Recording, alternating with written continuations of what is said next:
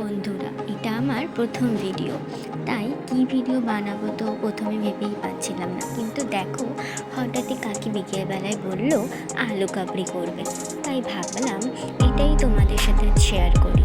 দেখো, এখানে মা আর কাকি মিলে তো তোড়জোড় সব শুরুই করে দিয়েছে, আর আমি দেখো খাবো বলে আগে থেকেই বসে আছি।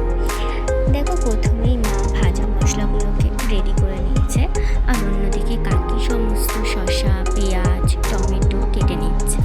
ধনেপাতা ছিল না বলে ধনেপাতাটা দেওয়া হয়নি।